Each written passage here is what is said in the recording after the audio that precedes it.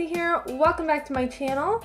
As you can see, we are filming in a new location today. We have this beautiful blue wall, and mostly that is because my back is super messed up right now, and I think one of the reasons why is partially due to filming sitting on the ground. Is super uncomfortable.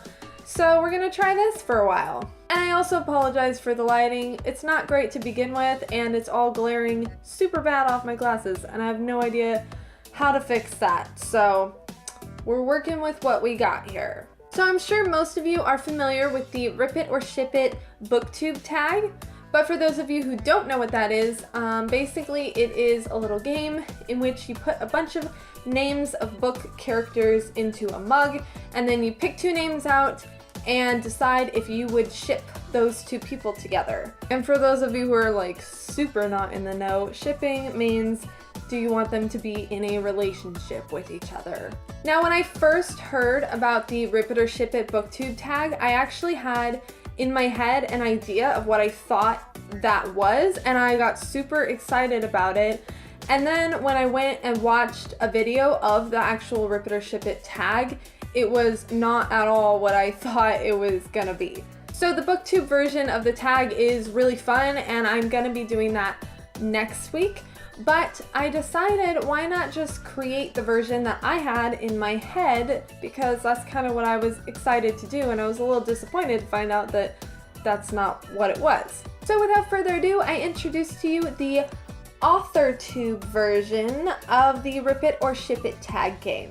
So basically, instead of putting a bunch of specific book characters into a mug, I have put a bunch of various like character tropes into a mug. Things like, you know, maybe a werewolf and a pixie. Would you ship them together? Those are just examples. I don't think I have werewolf or pixie in here. You'll get to hear some more examples, of course, as I go along through the video, so I hope that makes sense, and if it doesn't, then I'm sure you will get more of a sense of what I'm talking about as we go along. So without further ado, let's get into it. I have 14 character tropes in my World's Best Boss mug that I bought for myself when I started my own business, because I am without a doubt the best boss I've ever had. So 14 character tropes equals out to 7 couples, so let's see what we got. Alright, character number 1. I forgot to mention that some of these might be gender specific, but most of them are kind of gender neutral, so you can picture them both being men or both being women, or one being a girl and one being a boy, whichever way you want to do it. So the first one I got is the quiet, artsy, bookish babe. Alright. And the quiet, artsy, bookish babe will be shipped with the peace-loving hippie. Interesting. Not sure how I feel about that. I will say, as a disclaimer, I'm super into romance, so I have a feeling I'm just gonna ship everybody. So hopefully this video isn't boringly just me sitting here saying, yes, I ship it to everything. But this first one is a little weird, I don't know. I feel like this one's just maybe a little too boring because they're sort of similar. I mean, not totally similar, but I don't know, they have a lot of similarities, like someone who's more quiet and artsy and someone who is like a hippie and, you know, peace-loving, into nature and stuff. They would have a lot in common, so I guess in real life that would be probably a fairly successful relationship. But in fiction, it doesn't really sound super interesting to read about or write about, so I'm actually gonna say that I ripped that one. I'm surprised by that. I thought I would maybe end up shipping everybody. So we rip it. No love for you. Moving on. Alright, the next character we have is the punk rock musician. And the punk rock musician will be paired with the mysterious bad boy. This is kind of another one that I feel like they would have a lot in common. Mysterious bad boy with a punk rock musician. I don't know. I think like the previous one, it would be maybe a successful relationship in reality, or they might have a lot in common, but I'm not sure if it would be very interesting to read about. Like, I feel like the more interesting couples to read about are the ones who are very different in a lot of ways. Not necessarily enemies to lovers, but just people who have a lot of attributes that are very different but complement each other well.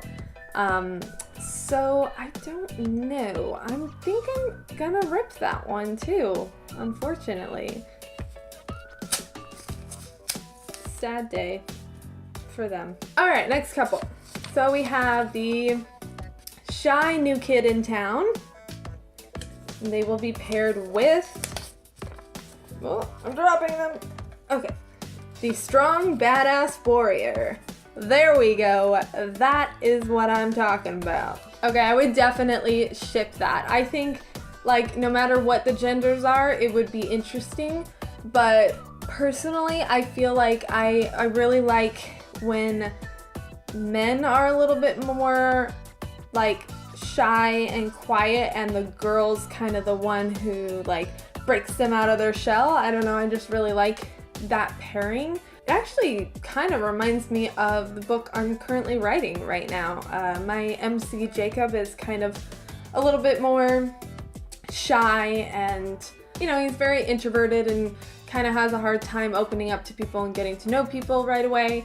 And his love interest in the story is very much not that way. She's super strong and tough and very outgoing and spunky.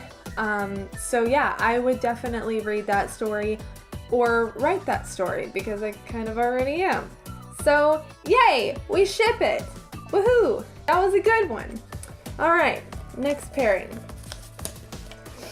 We have the strict religious pastor's kid paired with a vampire who just wants to live a normal life. I think that would be super interesting, especially because, like, someone who's very strictly religious would probably have a really hard time believing or maybe opening up to the idea of the supernatural.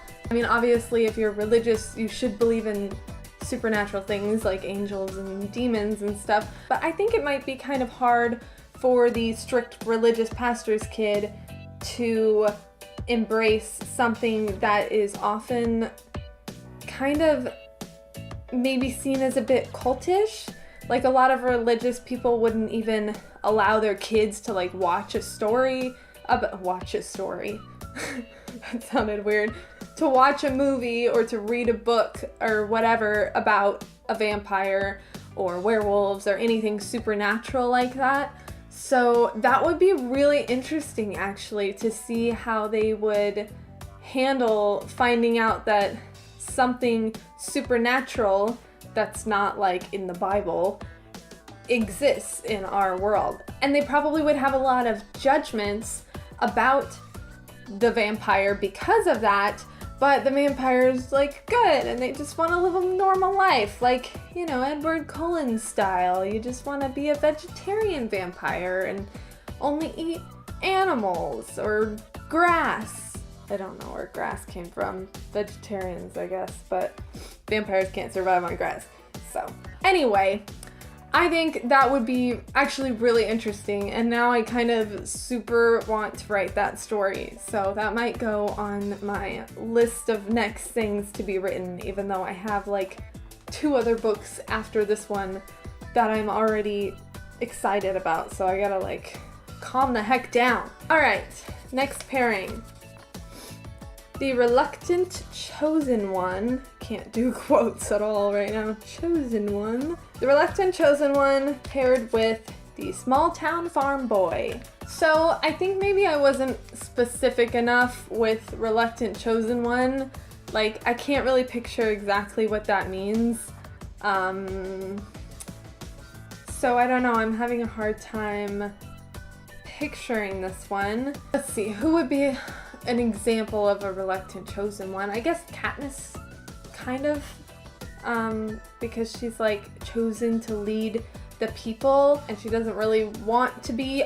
And also Peeta is a little bit of a sort of, you know, District 12 version of a small town farm boy, so I guess they kind of embody this pretty well, and I love Katniss and Peeta.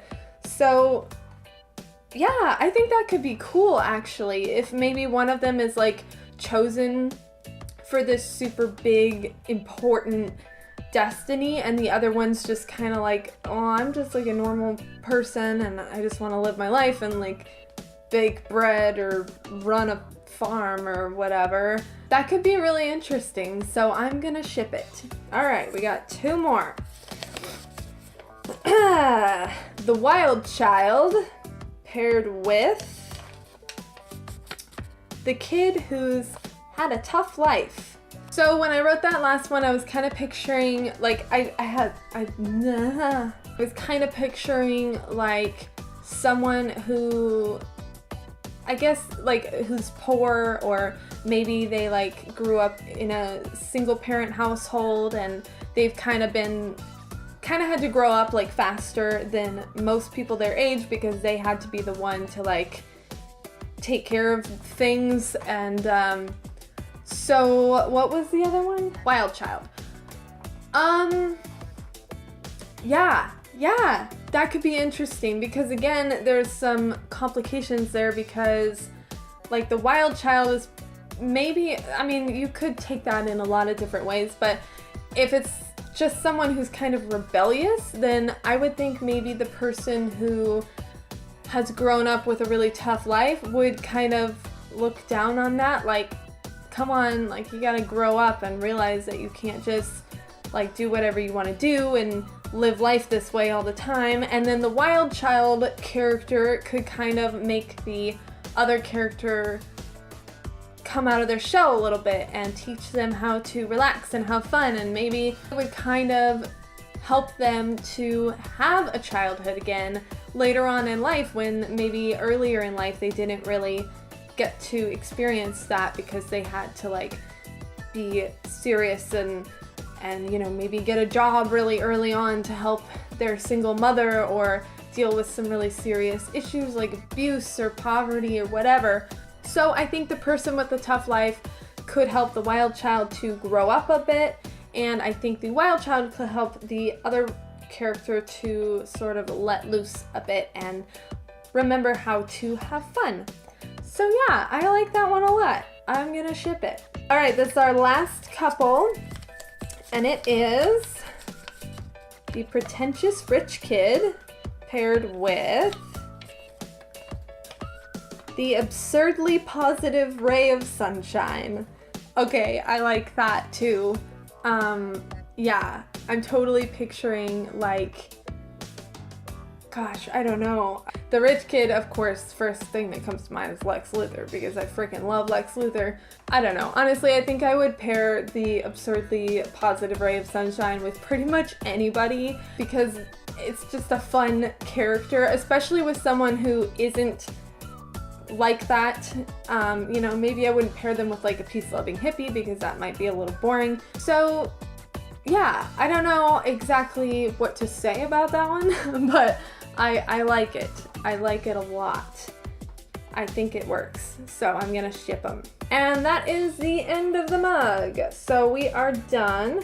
I hope you guys enjoyed this. Also, I will say a quick tip for anybody who wants to do this video in the future, or if you want to do some of the other videos I'm gonna be doing soon, which are the booktube version of the Rip It or Ship It tag, and then I'm also going to be doing the plot twist challenge as well. I have a really good tip that I did with these, and that is that I wrote these like at least 2 weeks ago, maybe a little more than 2 weeks ago, and it made it a lot more fun because I didn't remember what I put in here by the time I actually did this video.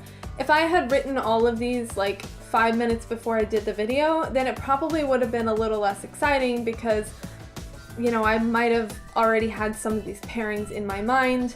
But since I wrote them all like 2 weeks ago, I had plenty of time to kind of forget about it, and now it's like a fresh game. It's like someone else wrote them for me almost. So that's just a quick tip for you if you want to do this challenge as well. I hope you enjoyed this video. If you did, please give it a like, and if you do decide to do the AuthorTube version of this challenge, please tag me in it and let me know that you did it because I would love to see it.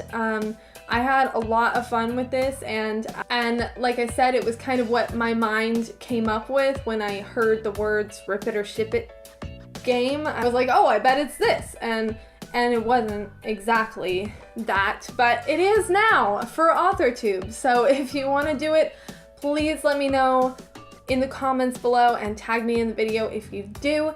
And in the meantime, if you want to see more videos like this from me or other writing tips, subscribe below. I post new videos every Tuesday and Thursday. And hopefully I will eventually get this whole lighting and background situation figured out. I just don't have the money to go buy expensive lights right now, so this is kind of what I got. It doesn't look too shabby, I guess. It's just a little bit of a warmer light than I would like, but whatever. Also, my debut novel, Keep No Record, is linked in the description box the description Mozart below. My debut novel, Keep No Record, is linked in the description box below if you'd like to check that out. It is a new adult suspenseful romance. And that's it. I'll see y'all next time and have a great day. Bye!